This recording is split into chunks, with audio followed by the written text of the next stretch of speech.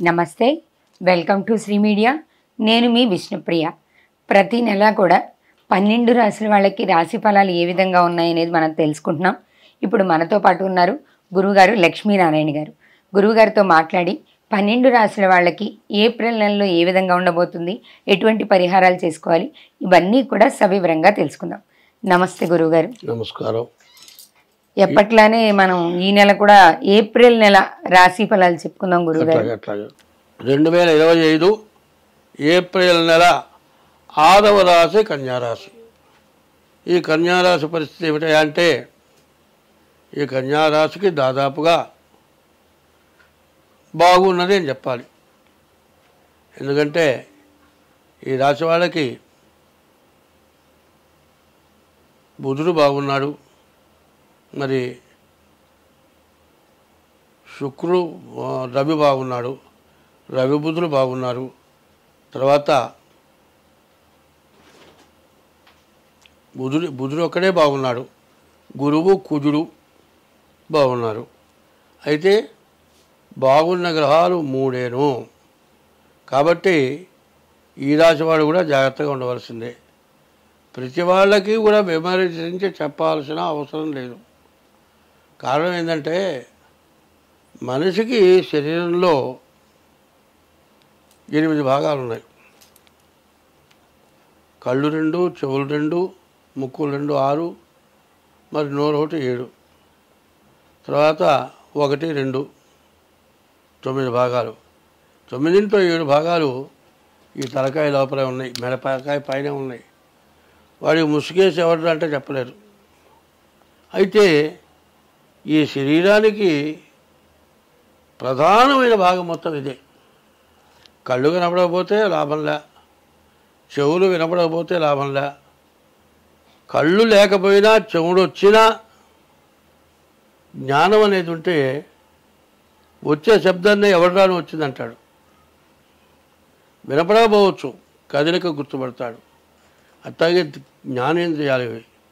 ఈ జ్ఞానేంద్రియాలు ఉన్నటువంటి వాళ్ళు ఈ జ్ఞానేంద్రియాల్లో ఏది పని చేయకపోయినా సమస్య. కాబట్టి ఇప్పుడు వచ్చిన పరిస్థితి ఏంటంటే ఈ కన్యారాశికి కూడా పూర్తిగా బాగాలేదు. ఈ కన్యారాశి వాళ్ళు కూడా చాలా జాగ్రత్త అవసరం. తర్వాత ఈ రాశి వాళ్ళకి సప్తమంలో శని ఉన్నాడు, తర్వాత గురువు 9 ఉంటున్నాడు, కుజుడు 4 ఉంటున్నాడు. ఈ 3 గ్రహాలు కూడా పూర్తిగా ఇబ్బందికరంగా కనపడుతున్నాయి. కాబట్టి ఈ రాశి వాళ్ళు ఎంత జాగ్రత్తగా ఉంటే అంత మంచిది. తర్వాత ఈ రాశి వాళ్ళకి ఒక మంచి లాభం వచ్చే లక్షణం ఉంటుంది. ఏదైనా జీవితంలో ఒక ఇల్లు, ఒక పొలమో కొనుక్కోవాలని చిన్నప్పటి నుంచి అనుకుంటూనే ఉంటారు, అదేంటోనే ఉంటూనే ఉంటారు. చివరికి ముసలితనం వస్తుంది. ఇక జీవితంలో మనం ఇల్లు కొనుక్కోలేము అనుకునే టైంలో ఇల్లు కొనడానికి అవకాశం వస్తుంది. ఇప్పుడు అవకాశం వచ్చింది. కాబట్టి ఉన్న డబ్బులు చాలు, అప్పు తెస్తే కానీ కొనలేవు అనే పరిస్థితి ఉంటే కూడా మీరు అప్పు చేసి కొన్నా బాకీ తీరుతుంది. మీరు కొన్న 3 రోజు ఈ ఆస్తి 5 రెట్లు పెరుగుతుంది. అంత లాభించే లక్షణం ఒక్క బుధుడు వల్ల కనపడుతుంది. కాబట్టి ఈ రాశివాడు ప్రత్యేకించి అన్నిట్లోకి లాభదాయకమైన ఆస్తి కొనుక్కోవటం, అది జమ కింద లెక్క. ఎన్ని గ్రహాలు ఇబ్బందులు పెట్టినా ఇల్లు కొనుక్కోవడానికి అవకాశం ఉంది. కాబట్టి ఆ ఇబ్బందుల నుంచి బయటికి తప్పించుకోవాలి. ఎట్లా తప్పించుకోవాలి? మనం ఏదన్నా ఇల్లు కొందాం అనుకున్నాం అనుకోండి, ఆ డబ్బులు నీ కొడుక్కే కావాలి. ఆ డబ్బులు ఇస్తే ఉద్యోగం తెచ్చుకుంటాడు వాడు. కాబట్టి ఇల్లు కొట్టడానికి వాడికి ఇష్టం లేదు. వాడు ఏం చేస్తాడు? గ్రహస్థితి బాగుండనప్పుడు ఈ తండ్రి, డబ్బులున్న తండ్రిని ఏం చేస్తాడు? డబ్బులతో సహా గదిలో తాళం పెట్టాడు, వెళ్ళిపోతాడు. బయటకు పోవటానికి కుదరదు, ఇల్లు కొనుక్కుంటానికి కుదరదు. ఈ చెడు గ్రహం ఏంటంటే నిన్ను కొనుక్కుంటానికి లేకుండా ఇబ్బంది పరిచింది. కాబట్టి మీ జాతక రీత్యా మీ జాతకం చూపించుకొని అట్లాంటి ఇబ్బందులు రాకుండా మీరు కొనుక్కుంటానికి అప్పు కూడా పుట్టాలిగా. అప్పు పుట్టాలన్నా నీ చెడు గ్రహాలు పోవాలి.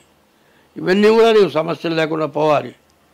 తగినటువంటి ఆస్తి రావాలి. కావాలంటే మీరు జాగ్రత్తగా మీ జాతకం చూపించుకోండి. ఎట్టి పరిస్థితుల్లో దాదాపు ఈ నెలలోనే ఇల్లు కొనుక్కుంటానికి మీకు మంచి అవకాశం కనబడుతుంది. కాబట్టి ఏప్రిల్ మే నెల లోపల మీరు ఇల్లు కొనుక్కుంటానికి అవకాశం ఉంది. కాబట్టి వెంటనే మీ జాతకం చూపించుకోండి. దానికి ఏదైనా కావాల్సిన ఉపశమనం చేసుకోండి. మీకు అన్ని విధాలా బాగుంటుంది. స్వస్తి.